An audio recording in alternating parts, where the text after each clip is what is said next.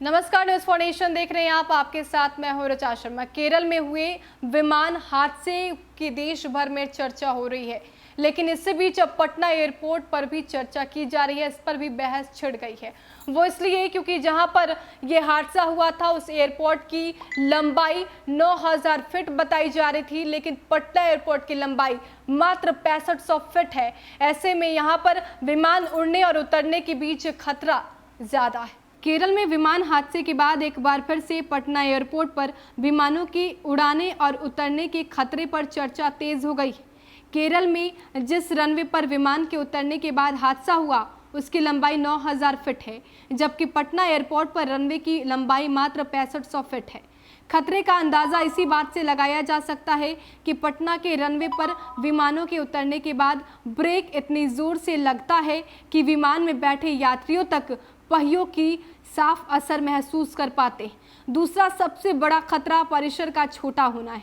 Airport पर उतरने और उड़ान भरने वाले विमान परिसर के छोटा होने की वजह से काफ़ी नीचा उड़ता और उतरता है। इसलिए विमानों के लैंडिंग और उड़ान भरने के दौरान पायलट को हर पल सतर्क रहना होता है कि अगर विमान के पहिए सही जगह पर रनवे को टच नहीं कर रहे हों और दोबारा उड़ान भरने की स्थिति पैदा हो तो इस टावर से वो ना टकरा जाए।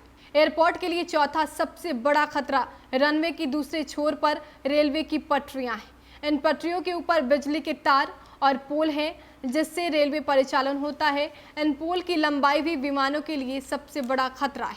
पटना एयरपोर्ट के निर्माण की दिशा में काम जारी है, लेकिन रनवे विस्तार की योजना अभी भी ठंडे बस्ते में है। एयरपोर्ट प्रशासन द्वारा पिछले 2 वर्षों में अलग अलग प्रस्ताव भेजे गए, जिस पर अभी अंतिम सहमति नहीं बन सकी है। जाड़े में विजिबिलिटी की समस्या होने पर दर्जनों विमान रद्द किए जाते हैं। हाल ही में महीने में विजिबिलिटी ठीक करने के लिए एयरपोर्ट प्रशासन ने कुछ विशेष लाइटें रनवे की ओर लगाई, जिसमें 720 मीटर की विजिबिलिटी होने पर भी विमान आसानी से उतर सके। हालांकि उनमें 420 मीटर की न्यूनतम विजिबिलिटी तक आने की योजना भी है। तो पटना एयरपोर्ट पर ये 3 समस्याएं हैं। सबसे पहली समस्या है सचिवालय का वॉच टावर, दूसरा है कि परिसर की लंबाई काफ़ी छोटी है, महज ये 6500 फीट ही है। वहीं तीसरी जो सबसे बड़ी समस्या है, जो खतरनाक स्थिति कहेंगे, वो है जस्ट उसके सामने रेलवे की पटरियां।